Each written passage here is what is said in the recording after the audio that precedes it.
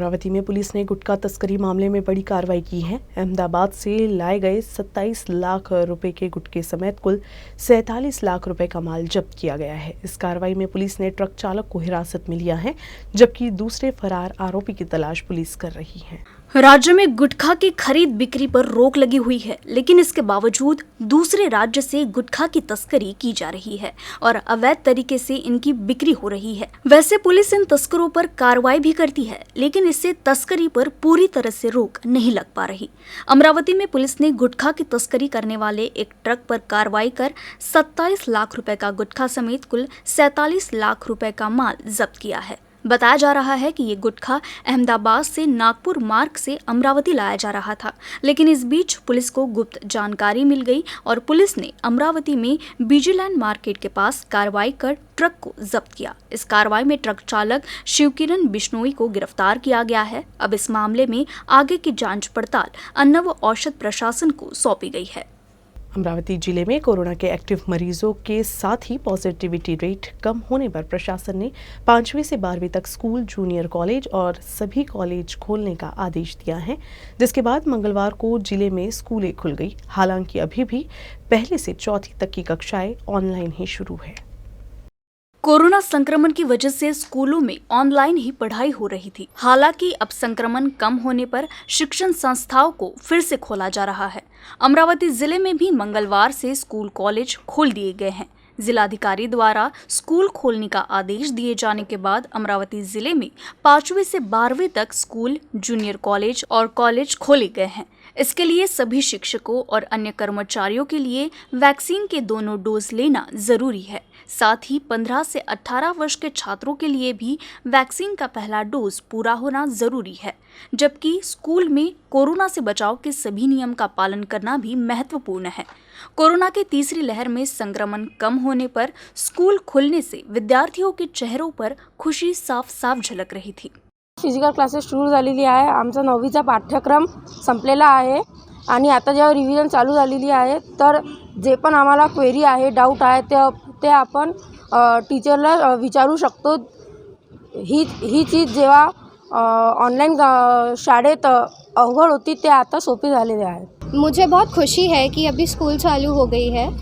मेरे सारे doubts clear हो गए हैं। जो हमें प्रॉब्लम्स ऑनलाइन स्कूल में थी वो अभी सॉल्व हो चुकी है और हमें बहुत मज़ा आ रहा है। फिजिकल स्कूल चालू हो गई है।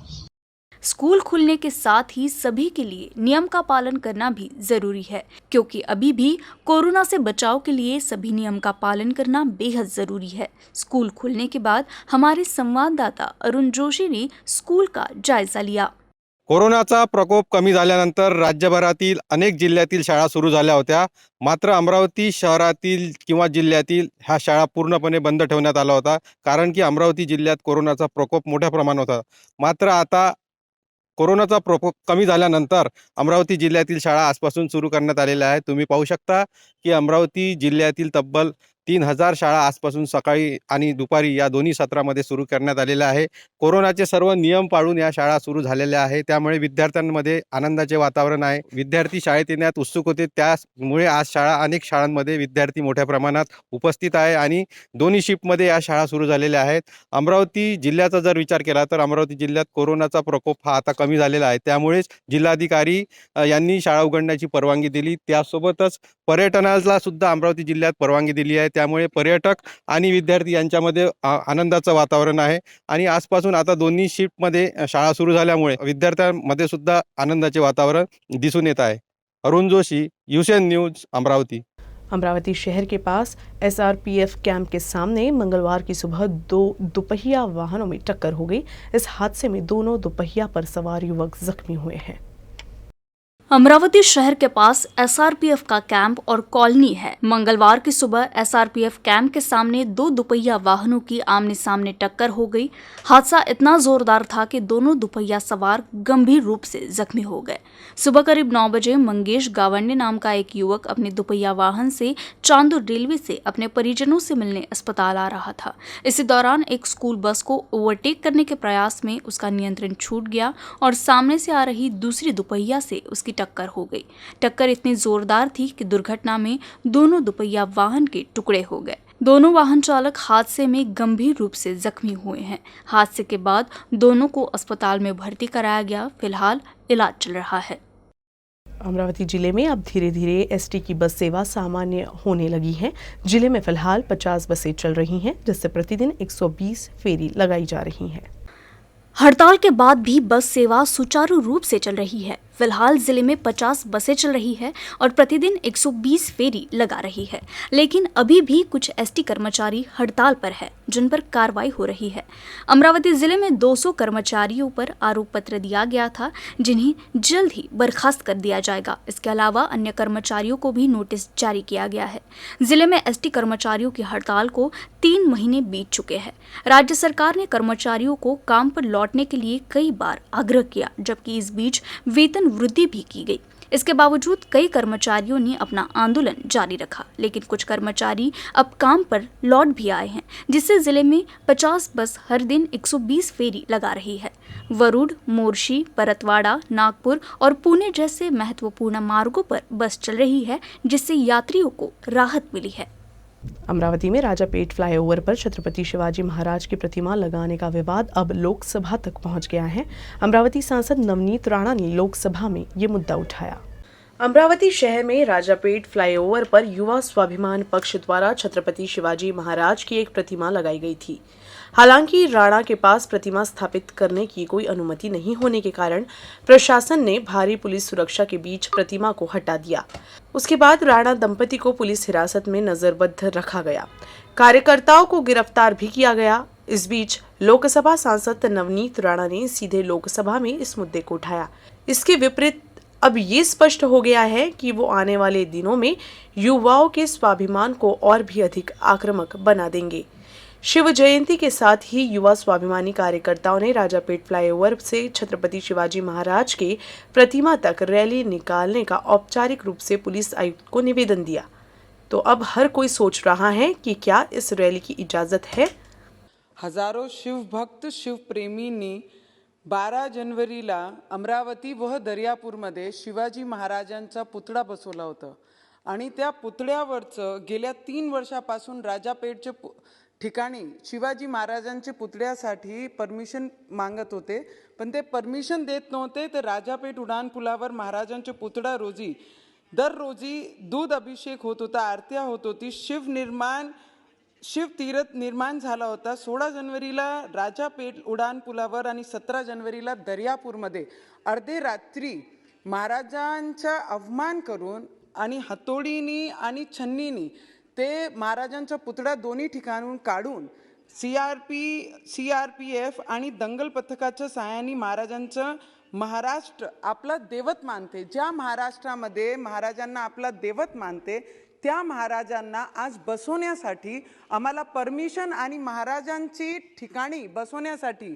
ते आम्हाला परमिशन नाकारत आहे। मी आपल्या माध्यमातून अध्यक्ष महोदय या सरकारला, ठाकरे सरकारांना, जे स्वर्गीय बाळासाहेब होते महाराष्ट्रामध्ये, कोणी जर बोटही शिवाजी महाराजांचेवर दाखवली तर ते बोट छानण्याची ताकद त्या बाळासाहेब ठाकरेंमध्ये होती।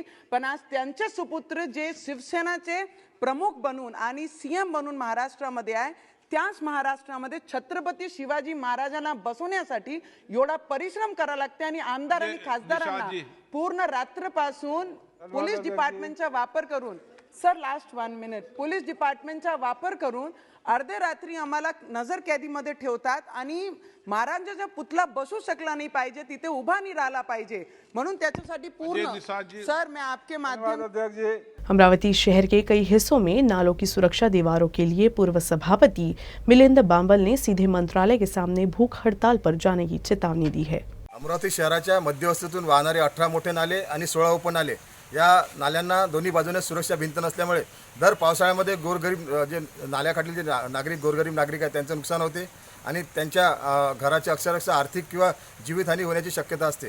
मी स्थायी समिती सभापती असताना अमरावती शहराच्या या सर्व नाल्यांना दोन्ही बाजूने सुरक्षा भिंती व्हायसाठी 375 करोड 80 लाख रुपयाचा DPR तयार करून पुण्याच्या कंपनीतर्फे सर्वे झाला होता आणि हा सर्व DPR महाराष्ट्र शासनाकडे पाठवला होता। पण अजूनपर्यंत या सर्व नाल्यांना सुरक्षा भिंत नाही आहे आणि प्रत्येक पावसाळ्यामध्ये गोरगरीब जनतेचं नुकसान होते। आपण पाहताय वानखडे ताई आणि पुष्पाबाई तायडे आणि वानखडे ताई यांच्या घराच्या भिंती पडल्या आहेत. अत्यंत गरीब परिस्थिती आहे. यांनी जगावे कसे हा मोठा प्रश्न यांच्यासमोर निर्माण झाला. मी शासनाला विनंती करतो की यांना आर्थिक मदत तर करावीच, पण येणाऱ्या काळामध्ये हे जे 18 नाले मोठे जे नाले आहेत त्याला दोन्ही बाजूने सुरक्षा भिंत बांधण्यासाठी प्रयत्न करावे. अन्यथा जनहितासाठी एक मोठं आंदोलन अमरावती शहरामध्ये उभं राहील. याची सर्व जबाबदारी प्रशासनावर राहील. अगर आपके घर में कुत्ता है तो ये खबर आपके लिए है। आवारा और पालतू कुत्ते इस समय तरह तरह की बीमारियों से पीड़ित है। पर्वो वायरल संक्रमण से कुत्ते मर रहे हैं। दवसा तहसील में संक्रामक रोग पहले से ही प्रचलित है। इसी तरह अब कुत्तों में भी कई बीमारियां पाई जा रही हैं। पिछले कुछ दिनों में यहाँ के पशु चिकित्सालय में सैकड़ों कुत्तों का इलाज किया जा चुका है। आज के समय में हर घर में पालतू कुत्ता देखना आम बात हो गई है। पालतू कुत्ते के साथ इंसान जैसा व्यवहार किया जाता है। फिर कुत्तों के खाने से लेकर इलाज तक का ख्याल रखा जाता है। हालांकि नागरिकों में भय का माहौल है, क्योंकि वर्तमान में कुत्तों पर विभिन्न बीमारियां पाई जा रही हैं। कोरोना महामारी पहले ही दुनिया को अपनी चपेट में ले चुकी है और बर्ड फ्लू जैसे पक्षियों को भी अपनी चपेट में ले चुकी है, जिसमें रोजाना कोरोना पॉजिटिव मरीजों की संख्या बढ़ती जा रही है और नागरिकों में गले में खराश, बुखार, सर्दी खांसी जैसी विभिन्न बीमारियां सामने आ रही हैं। पशुओं में भी इस रोग के लक्षण दिखाई दे रहे हैं। कैनाइन पैरोवायरस पिछले 1.5 महीने से तिवसा के पशु अस्पताल में रोजाना करीब 7 से 8 कुत्तों का इलाज कर रहा है। अब तक करीब 80 कुत्तों के पर्वो रोग से संक्रमित होने की सूचना मिली है। ऐसे में शहर में आवारा कुत्तों के स्वास्थ्य को खतरा होने की संभावना से इनकार नहीं किया जा सकता। अगर आपके घर में कुत्ता है तो बच्चों को कुत्ते से दूर रखना ही होगा। माझं नाव माणिक मारुतराव वाघमारे, तिवसा। माझ्या कुत्र्याला 2-3 दिवसापासून बरं नसल्यामुळं मी तिवसा येथील पशु रुग्णालयामध्ये घेऊन आलो आणि सलाईन वगैरे दिली आणि व्हिटॅमिनचे 2-3 डॉक्टर साहेबांनी इंजेक्शन दिले. तर आता त्याला सुट्टी झाली. तर मला वाटते काहीतरी डॉक्टर साहेबांनी व्हायरससारखा बिमारी सांगितली होती, त्याच्यामुळं डॉक्टर साहेबांनी त्याच्यावर योग्य उपचार केले. करता मी डॉक्टर साहेबांचे आभार मानतो. गोपाल पुंडलिकराव तायडे, पशुधन पर्यवेक्षक, पशुवैद्यकीय दवाखाना तिवसा श्रेणी 1 इथे मी कार्यरत आहे. इथे बरेच 1 ते 1.5 महिन्यापासून कुत्र्यावरती पारो नावाचा व्हायरस जो आहे हा भरपूर प्रमाणात असल्यामुळे पशुवैद्यकीय दवाखान्यामध्ये दररोज 5 ते 7 कुत्रे पारो व्हायरसला बळी पडलेले आढळून येतात आणि त्याच्यावर औषधोपचार करून त्यांना व्यवस्थित करण्याचं काम आम्ही सुरळीत करत आहे. तरीही हा जो पारो व्हायरस आहे हा कुत्र्यावर जरी असला तरी पशुपालकांनी स्वतःची काळजी घेणे गरजेचं आहे. कारण बऱ्याचशा काही बिमाऱ्या आहेत त्या पशुप्राण्यापासूनही माणसावर अटॅक मारू शकतात. करिता पशुपालकांना विनंती आहे की आपणही स्वतःची काळजी घ्यायची व पशुची पण काळजी घ्यायची. माझं नाव डॉक्टर उदय भीमराव देशमुख. मी पशुवैद्यकीय दवाखाना श्रेणी 1 तिवसा येथे पशुवैद्यकीय अधिकारी या पदाचा माझ्याकडे सध्या अतिरिक्त कार्यभार मी सांभाळत आहे. सध्या तालुक्यामध्ये कुत्र्यांमध्ये पार्वो व्हायरस हा आजार आढळून येत आहे. या आजारामध्ये रक्तरंजित संडास होणे, नंतर अतिस्राव, डिप्रेशन येणे कुत्र्यांमध्ये, उलट्या होणे, टेम्परेचर 104 ते 106 डिग्री फॅरेनहाइट एवढं टेम्परेचर असणे, भूक न लागणे इत्यादी सिम्पटम्स याच्यामध्ये दिसतात. उलट्या होणे, संडास होणे, रक्ताची संडास होणे हे याच्यामध्ये मुख्यत्वे आढळून येते. याचा प्रसार हा एका श्वानापासून दुसऱ्या श्वानापर्यंत होतो. चांगला श्वान जर इन्फेक्शन झालेल्या श्वानाच्या संपर्कात आल्यानंतर किंवा त्याचे मलमूत्र चाटल्यानंतर किंवा बसलेली जागा चाटल्यानंतर या श्वानाचा हा प्रसार होऊ शकतो. याच्यामध्ये लसीकरण उपलब्ध आहे. लसीकरण केलेल्या श्वानाला याच्यापासून बऱ्याच प्रमाणात प्रोटेक्शन हे मिळू शकतं. असे लक्षणं जर आपल्या श्वानामध्ये किंवा घरगुती कुत्र्यामध्ये किंवा इतर कुत्र्यांमध्ये जर आढळले तर त्याला नजीकच्या पशुवैद्यकीय संस्थेमध्ये आणून त्याच्यावर आवश्यक ते उपचार करून घेणे हे अत्यंत आवश्यक आहे. आणि घरच्या घरी उपचार करणे शक्यतो टाळावे, कारण त्याच्यापासून धोका निर्माण होऊ शकतो. म्हणून जर तुम्हाला असे जर श्वान आढळत असतील ज्यांना अशा प्रकारचे लक्षणे आढळतात तर त्यांना आपल्या गावाच्या किंवा आपल्या घराच्या जवळपासचा जो पशुवैद्यकीय दवाखाना आहे तेथील तज्ज्ञ डॉक्टरकडून उपचार करून घ्यावा असे आव्हान या संस्थेमार्फत तालुका पशुसंवर्धन अधिकारी या कार्यालयामार्फत आपणास करण्यात येत आहे. मकर संक्रांति के अवसर पर शिवसेना ने पुराने कोतवाली क्षेत्र में भव्य उखाड़े प्रतियोगिता और हल्दी कुमकुम कार्यक्रम का आयोजन किया। इस कार्यक्रम में क्षेत्र की महिलाओं ने बड़े उत्साह के साथ भाग लिया। कार्यक्रम की शुरुआत भारत रत्न लता मंगेशकर को श्रद्धांजलि देकर की गई। इस अवसर पर जिलाध्यक्ष वर्षा भोयर, नगर अध्यक्ष जयश्री जथले, राष्ट्रीय जायसवाल, विशाखा हरामकर, प्रवीण हरामकर उपस्थित थे। हल्दी कुमकुम कार्यक्रम के दौरान आयोजित उखाड़े प्रतियोगिता में क्षेत्र की महिलाओं का अच्छा प्रतिसाद मिला।